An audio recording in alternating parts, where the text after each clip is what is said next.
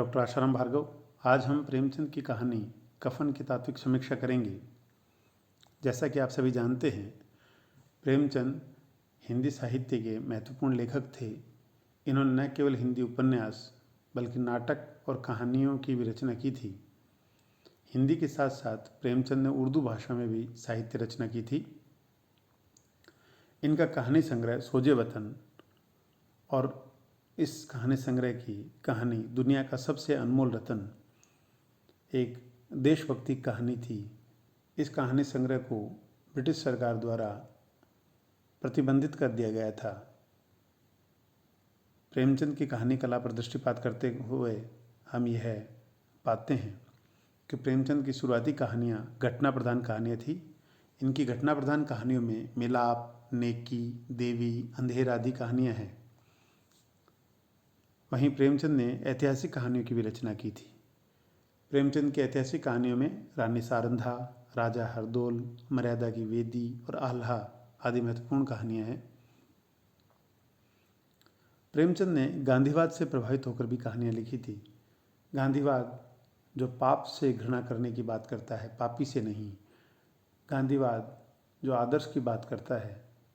प्रेमचंद ने गांधीवाद से प्रभावित होकर आदर्शोन्मुखी प्रवृत्ति की कहानियों की रचना की। इनकी बड़े घर की बेटी, नमक का दरोगा, सज्जनता का दंड और पंच परमेश्वर आदि आदर्शोन्मुखी कहानियाँ हैं। इन कहानियों में उन्होंने हृदय परिवर्तन भी दिखाया है। प्रेमचंद ने जातीय और राष्ट्रीय संदर्भ की कहानियों की भी रचना की। इन कहानियों में उन्होंने जातीय और राष्ट्रीय चेतना पर बल दिया। आहुति, जुलूस, समर यात्रा, सत्याग्रह और शतरंज के खिलाड़ी आदि प्रेमचंद की जातीय और राष्ट्रीय चेतना की कहानियाँ हैं। प्रेमचंद ने सामाजिक यथार्थ पर आधारित कहानियों की भी रचना की।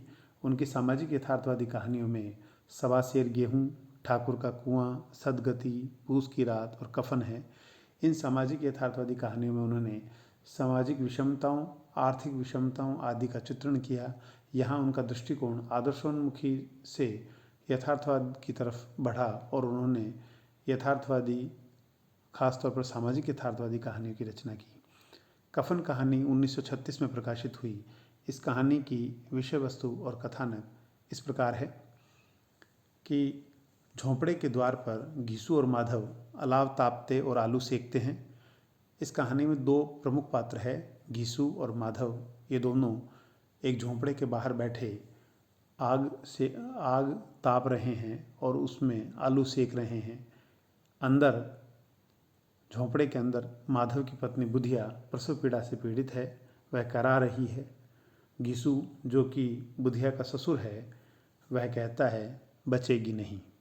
इस पर माधव कहता है मरना है तो जल्दी क्यों नहीं मर जाती। माधव ऐसा इसलिए कहता है कि एक तरफ तो वह उसकी पीड़ा, उसके कराहने को सहन नहीं कर पा रहा है, उसके दर्द को देख नहीं पा रहा है। वहीं दूसरी तरफ उसे चिंता इस बात की है कि यदि वह भीतर गया तो उसके पिता सारे आलू खा जाएंगे। यहाँ उनकी संवेदनहीनता का चित्रण किया है। भूख, गरीबी जो व्यक्ति को संवेदनहीन बना देती है, उस संवेदनहीनता का चित्रण इस कहानी में किया गया है। इन दोनों के लिए भुने हुए आलू की कीमत उस औरत से ज़्यादा है। वे उसे देखने इसलिए नहीं जाते कि उन्हें डर है कि दूसरा व्यक्ति सारे आलू खा जाएगा। इस डर के कारण या भूख के कारण वे जल्दी जल्दी गर्म गर्म आलू खाते हैं और इस क्रम में उनके जीभ और तालू जल रहे हैं, लेकिन फिर भी वे सीधे उसे निगल जाते हैं। घीसू ने कभी भरपेट खाना नहीं खाया। उसे 20 वर्ष पुरानी ठाकुर की बारात याद आती है, जब उसने भरपेट खाना खाया था। उसके बाद 20 वर्ष हो चुके, लेकिन घीसू ने कभी भी पेट भर खाना नहीं खाया। बुधिया जो प्रसव पीड़ा से करा रही थी, वह मर जाती है और सुबह जब ये देखते हैं उसे, तो उसके अंतिम संस्कार के लिए गांव के लोगों से कफन और संस्कार के लिए चंदा एकत्रित करते हैं। वह जमींदार के पास जाता है घीसू और वहाँ से चंदा मांगता है। लोगों से चंदा मांगकर कफन लाने की तैयारी करता है। कफन का चंदा हाथ आते ही इनकी नीयत बदल जाती है। ये सोचते हैं, माधव सोचता है कि लाश उठते उठते रात हो जाएगी, रात को कफन कौन देखता है। इनके मन में आता है कि एक हल्का कफन या साधारण कफन ही खरीद लिया जाए। ये कफन के रुपयों से शराब, पूड़ियाँ, मांस, चटनी आदि पर खर्च कर देते हैं और भरपेट भोजन करते हैं और भोजन की तृप्ति से मृत का जो बुधिया है उसकी सदगति की दुआ करते हैं। ये ईश्वर से दुआ करते हैं उसको वैकुंठ दे, क्योंकि उसने इनकी जीवन भर की एक इच्छा, भरपेट भोजन की इच्छा उसको पूर्ण किया है। माधव इस पर चिंतित होता है कि कफन का क्या होगा, अगर उसे कफन नहीं मिलेगा तो क्या होगा। इस पर गीसू कहता है कफन की व्यवस्था लोग करेंगे, क्योंकि गीसू इस समाज को बेहतर ढंग से जानता है, जो जीते जी किसी की मदद करे ना करे, लेकिन अंत में कफन उपलब्ध अवश्य करवाता है। और इसी आधार पर गीसू कहता है कफन की व्यवस्था लोग स्वयं करेंगे। मधुरेश ने इस कहानी के कथानक पर टिप्पणी करते हुए लिखा कि कफन एक ऐसी सामाजिक व्यवस्था की कहानी है जो श्रम के प्रति आदमी में हतोत्साह पैदा करती है, क्योंकि उस श्रम की सार्थकता उसे नहीं दिखाई देती।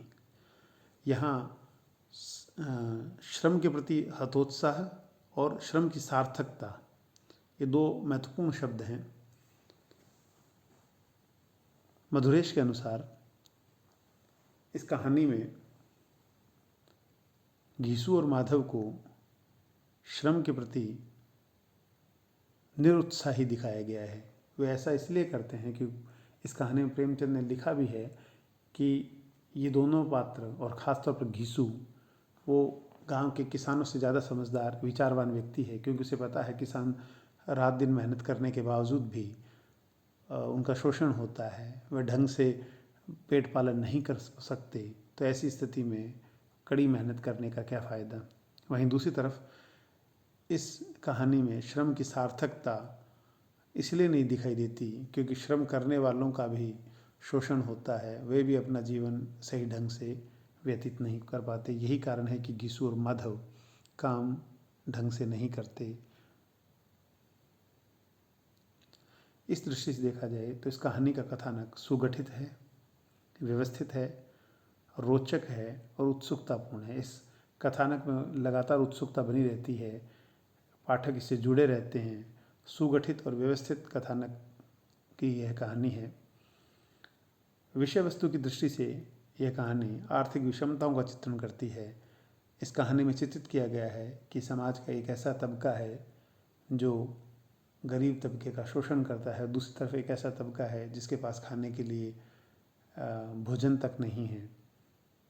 जमींदार घीसू की तरफ पैसे फेंक के मारता है, उसे इस बात की परवाह नहीं है कि उसके हृदय पर, उसके मन पर क्या बीतेगी।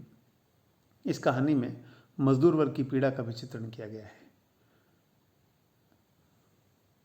इस प्रकार कथानक विषय वस्तु की दृष्टि से ये एक महत्वपूर्ण कहानी है। प्रेमचंद की सामाजिक यथार्थवादी कहानियों की श्रेणी में एक उल्लेखनीय कहानी। जहाँ तक पात्र और चरित्र चित्रण का सवाल है, इस कहानी में 3 प्रमुख पात्र हैं। घीसू जो माधव का पिता है, माधव जो घीसू का पुत्र है, अर्थात घीसू माधव पिता पुत्र है, और बुधिया जो कि माधव की पत्नी या घीसू की पुत्रवधू है। घीसू और माधव दोनों कामचोर पात्र हैं। कामचोर, अकर्मण्य या आलसी पात्र कहा जा सकता है। वे इतने आलसी हैं कि घीसू 1 दिन काम करता है तो 3 दिन आराम करता है, और माधव आधे घंटे काम करता है तो घंटे भर चिलम पीता है। उनकी इसी प्रवृत्ति के कारण कोई उन्हें मजदूरी नहीं मिलती उनको, और कोई उन्हें अपने यहाँ मजदूरी करने नहीं बुलाता। ये घीसू और माधव गरीब पात्र, इनके घर में मिट्टी के 2-4 बर्तन के सिवा कोई संपत्ति नहीं है। ये इतने गरीब हैं, यही कारण है कि बुधिया जो माधव की पत्नी है अंदर करा रही होती है, तो उन्हें इस बात की चिंता है कि बच्चा होगा तो उसे देने के लिए सामान भी इनके पास उपलब्ध नहीं है। ये गरीब हैं, फटे चिथड़े पहनते हैं, संसार की चिंताओं से मुक्त हैं। इन्हें इस बात की कोई फिक्र नहीं है कि लोग क्या कहेंगे। ये कर्ज से लदे हुए हैं और गालियाँ खाते हैं, मार खाते हैं, मगर इनको कोई गम नहीं है। इस दृष्टि से देखा जाए तो घीसू और माधव ऐसे पात्र हैं जो गालियाँ भी खाते हैं लेकिन फिर भी संसार की चिंताओं से मुक्त हैं। इनके चरित्र की ओर खास बात यह है कि जब तक इनके पास पैसा रहते हैं दोनों इधर उधर मारे मारे फिरते। प्रेमचंद ने घीसू को किसानों से ज़्यादा विचारवान कहा। इस कहानी में प्रेमचंद घीसू को किसानों से ज़्यादा विचारवान इसलिए कहते हैं कि जो किसान है वो दिन रात मेहनत करने के बावजूद भी अपना पेट सही ढंग से पालन नहीं कर पाते। उनकी भी आर्थिक स्थिति इतनी सुदृढ़ नहीं है, उनका भी लोगों द्वारा शोषण किया जाता है। तो घीसू और माधव जो है वो आलसी हैं, कामचोर हैं, काम नहीं करते। उनको पता है काम करने के बावजूद भी शोषण होगा, काम करने के बावजूद भी पेट पालन नहीं हो सकता, तो बिना काम किए रहना ज़्यादा बेहतर है। ये दोनों पात्र संवेदनहीन हैं।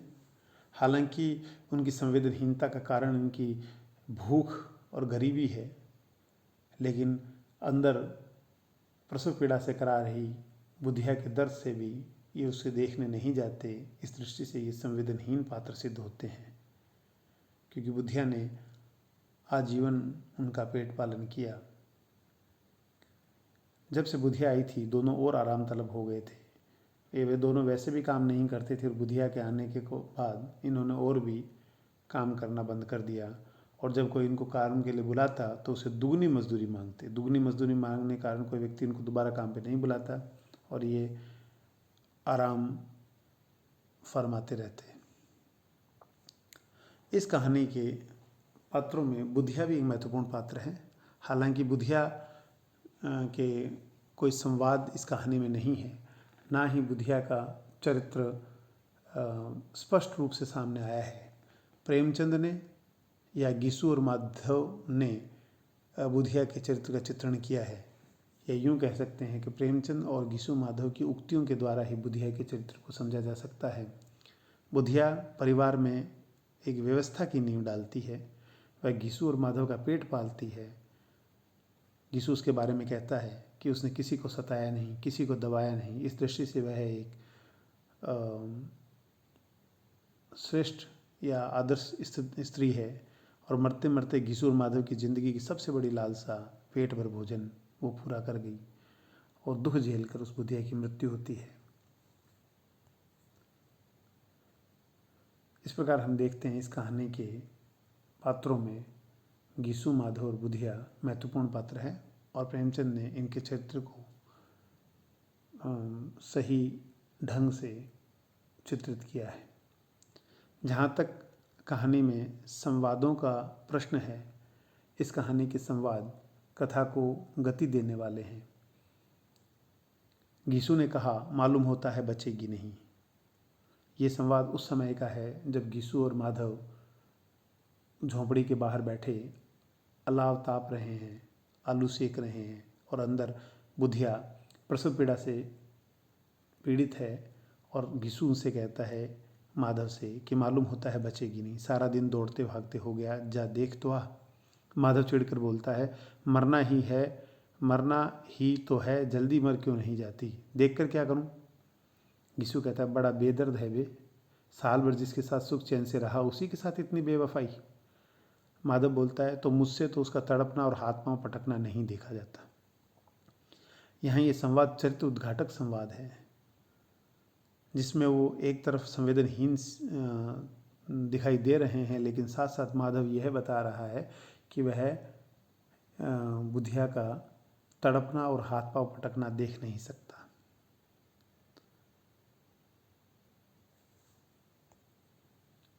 इसी क्रम में जब बुधिया की मृत्यु हो जाती है तो माधव कहता है, हाँ लकड़ी तो बहुत है, अब कफन चाहिए। घीसू कहता है, तो चलो कोई हल्का सा कफन ले लें।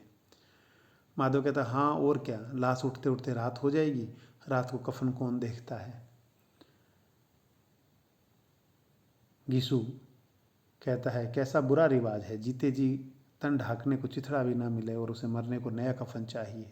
माधव कहता है, कफन लाश के साथ जल ही तो जाता है। इस पर घीसू कहता है, और क्या रखा रहता है, यही 5 रुपए पहले मिलते तो कुछ दवा दारू कर लेते। इस संवाद में व्यंग्य है। एक व्यंग्य सामाजिक व्यवस्था पर, उस व्यवस्था पर जो जीते जी किसी को तन ढकने के लिए चिथड़ा भी नहीं देगी, लेकिन मरने पर नए कफन की बात करती है। जिस व्यक्ति को जीते जी चिथड़े तक नहीं मिले, उसे मरने के बाद नए वस्त्र देना। दूसरा इसमें व्यंग्य यह है कि ये सामाजिक व्यवस्था जो किसी व्यक्ति की मदद के नाम पर 5 रुपये नहीं दे सकता कि वह दवा दारू कर ले, उसकी मृत्यु के बाद कफन के लिए 5 रुपये दे सकता है। इस दृष्टि से संवाद महत्वपूर्ण है। इसी क्रम में माधव कहता है, लोग पूछेंगे नहीं कफन कहाँ है। गीसु कहता है, कह देंगे रुपए कमर से खिसक गए, बहुत ढूंढा मिले नहीं, लोगों को विश्वास नहीं आएगा, लेकिन फिर वही रुपए देंगे। माधव कहता है, बड़ी अच्छी थी बेचारी, मरी तो खूब खिला पिलाकर, हमारी आत्मा प्रसन्न हो रही है तो क्या उसे पुण्य ना होगा। गीसु कहता है, उसको कफन मिलेगा और बहुत अच्छा मिलेगा, वही लोग देंगे जिन्होंने अब की दिया। हाँ, रुपए अब की हमारे हाथ में आएंगे। यहाँ वो बुधिया की मृत्यु के बाद आपस में चर्चा करते हैं। एक तो उनकी वो भरपेट भोजन के लिए उसका धन्यवाद करते हैं कि बड़ी अच्छी थी बेचारी, मरी तो खूब खिला पिलाकर। और इस पर गीसु कहता है कि हमारी आत्मा प्रसन्न हो रही है, क्या उसे पुण्य नहीं होगा।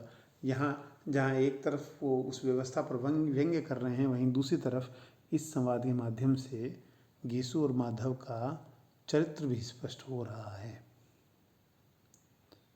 कि उन्हें इस बात की फिक्र नहीं है कि समाज क्या कहेगा, लोग क्या कहेंगे। गीसु ये कहता है कि उसको कफन मिलेगा और बहुत अच्छा मिलेगा। क्यों अच्छा मिलेगा? क्योंकि लोग वही देंगे, लेकिन अब की बार रुपए हमारे हाथ में नहीं आएंगे। इन्हीं संवादों के क्रम में माधव और गीसु की आर्थिक विषमता का भी चित्रण देखने को मिलता है। किसी व्यक्ति को भरपेट भोजन नहीं मिलता तो उसे 20 वर्ष पहले जो भोजन मिला था उसकी याद अब तक उसके जहन में बरकरार है, और उस याद को वह अपने पुत्र को कहता है। गीसु कहता है माधव से कि आज से 20 वर्ष पहले ठाकुर की बारात में भरपेट भोजन मिला था, उसके बाद आज तक भरपेट भोजन नहीं मिला। माधव कहता है, तुमने 20 पूरियाँ खाई होंगी। गीसु कहता है, 20 से ज़्यादा खाई थी। माधव कहता है, मैं होता तो 50 खा जाता। गीसु कहता, 50 से कम मैंने नहीं खाई थी, अच्छा पका था, तू तो मेरा आधा भी नहीं है।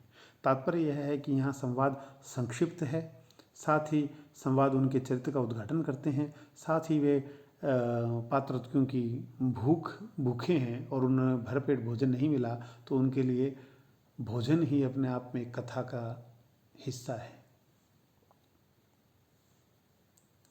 इस दृष्टि से ये संवाद कथा विकास में सहायक है, पात्रानुकूल है, चरित्र का उद्घाटन करने वाले हैं, मनोवैज्ञानिक हैं, संक्षिप्त है और नाटकीयता से युक्त है। इन संवादों में कथा को गति देने वाले तत्व हैं। ये गीसु और माधव के चरित्र को उद्घाटित करने वाले हैं। ये मनोवैज्ञानिक संवाद हैं। जहाँ तक भाषा का प्रश्न है, प्रेमचंद की भाषा सामान्य भाषा है, उन्होंने बोलचाल की भाषा का प्रयोग किया है। उनकी भाषा पात्रों के अनुकूल भी है। यही कारण है कि जमींदार ने गीसु से पूछा, क्या है बे घिसुआ, रोता क्यों है? अब तो तू कहीं दिखलाई भी नहीं देता, मालूम होता है इस गांव में रहना नहीं चाहता।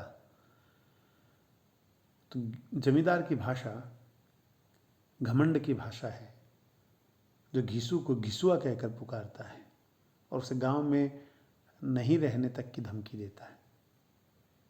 दूसरी तरफ प्रेमचंद ने मुहावरों का भी प्रयोग किया। घर में तो पैसा इस तरह गायब था जैसे चील के घोंसले में मांस। इस प्रकार हम देखते हैं कि प्रेमचंद की भाषा सरल है, सजीव है। आप सभी जानते हैं कि प्रेमचंद की शुरुआती कहानियों से लेकर बाद की या अंतिम दौर की कहानियों में उनकी भाषा, उनका लेखन, उनकी विषय वस्तु लगातार सुदृढ़ होती गई, लगातार सशक्त और परिपक्व होती गई। यही कारण था कि इस कहानी में भी उनकी भाषा सशक्त और परिपक्व दिखाई देती है। भाषा पात्रों के अनुकूल है। जमींदार की भाषा और गीसु की भाषा में अंतर है। भाषा बोलचाल की है, चित्रात्मकता और बिंबात्मकता से युक्त भाषा के साथ साथ इस कहानी में मुहावरों का भी प्रयोग किया गया है। जहाँ तक देश काल परिस्थिति या वातावरण का सवाल है, इस कहानी में यथार्थ वातावरण की सृष्टि की गई है। झोंपड़ी के बाहर का चित्रण यथार्थ दृष्टिगोचर होता है। इसी प्रकार जब वो कफन लेने जाते हैं तो उस समय के जो वातावरण का चित्रण किया गया है वह भी यथार्थ चित्रण दिखाई देता है। यह कहानी यथार्थवादी दौर की कहानी थी। ठाकुर का कुआं, सदगति, पूस की रात आदि के क्रम में ही ये कहानी लिखी गई थी। इसलिए उस समय समाज को ध्यान में रखते हुए इस कहानी की रचना की गई थी। इस कहानी में आर्थिक विषमताओं का भी चित्रण मिलता है। वो आर्थिक विषमता जो शोषण पर आधारित थी। देशकाल परिस्थिति के अंतर्गत ही आर्थिक विषमताओं का चित्रण करते हुए प्रेमचंद ने इस कहानी में लिखा कि जिस समाज में रात दिन मेहनत करने वालों की हालत उसकी हालत से बहुत अच्छी न थी, उनकी का तात्पर्य घिसू और माधव की हालत से है, और किसानों के मुकाबले में वे लोग जो किसानों की दुर्बलताओं से लाभ उठाना चाहते थे कहीं ज़्यादा संपन्न थे। आर्थिक विषमता दो प्रकार की मिलती है, एक तरफ किसानों की दुर्बलता और दूसरी तरफ उन दुर्बलताओं से लाभ उठाने वाले व्यक्ति जो संपन्न थे। किसानों की माली हालत, आर्थिक स्थिति ज़्यादा अच्छी नहीं थी और किसानों की आर्थिक स्थिति घिसू और माधव से भी ज़्यादा अच्छी नहीं थी। इस प्रकार इस कहानी में प्रेमचंद ने किसानों की आर्थिक दशा का भी चित्रण किया है और वहीं आर्थिक विषमताओं का चित्रण भी किया है। इस कहानी का उद्देश्य सामाजिक यथार्थ का चित्रण करना था। प्रेमचंद ने इस कहानी के माध्यम से समाज के वास्तविक यथार्थ का चित्रण किया। उन्होंने मजदूर वर्ग की पीड़ा का चित्रण किया कि किस प्रकार एक व्यक्ति भूख से बेबस हो जाते हैं और वे संवेदनहीनता की स्थिति तक पहुंच जाते हैं। इस कहानी में उन्होंने किसान शोषण पर भी दृष्टिपात किया है। अप्रत्यक्ष रूप से उन्होंने किसानों के शोषण का भी चित्रण किया है और इस कहानी में आर्थिक विषमता और आर्थिक चेतना का चित्रण किया है कि किस प्रकार एक तरफ मजदूर वर्ग है, दूसरी तरफ पूंजीपति वर्ग है, जमींदार वर्ग है, उन दोनों की आर्थिक स्थिति में कितना अंतर है। इस कहानी में भूख और गरीबी में संवेदनहीनता का चित्रण किया गया है कि किस प्रकार भूख और गरीबी से व्यक्ति संवेदनहीन हो जाता है। मृत्यु, कफन आदि उसके लिए सामान्य बातें हो जाती है। भूख से बढ़कर कुछ नहीं दिखता। इसके साथ साथ इस कहानी में उन्होंने सामाजिक व्यवस्था पर भी व्यंग किया है। वो व्यवस्था जो मरने के बाद कफन के लिए मदद करने को तैयार है और जीते जी मदद नहीं करती, उस प्रवृत्ति पर भी प्रेमचंद ने व्यंग्य किया है। इसके साथ साथ प्रेमचंद ने इस कहानी में एक व्यंग्य किया है कि किसी को सताया नहीं, किसी को दबाया नहीं, मरते मरते हमारी ज़िंदगी की सबसे बड़ी लालसा पूरी कर गई। यह बात घिसू कहता है बुधिया के बारे में कि बुधिया ने किसी को सताया नहीं, किसी को दबाया नहीं और मरते मरते वह हमारी ज़िंदगी की सबसे बड़ी लालसा, और सबसे बड़ी लालसा है पेट भर भोजन, वह पूरी कर गई। तो उनको लगता है कि वह वैकुंठ जाएगी, और यदि वह वैकुंठ नहीं जाएगी तो क्या वह मोटे मोटे लोग जाएंगे जो गरीबों को दोनों हाथ से लूटते हैं और अपने पाप को धोने के लिए गंगा में नहाते हैं और मंदिरों में जल चढ़ाते हैं। यहाँ इस कहानी में इस संवाद के माध्यम से प्रेमचंद ने एक बहुत बड़ा व्यंग्य किया है। इस प्रकार हम देखते हैं इस कहानी में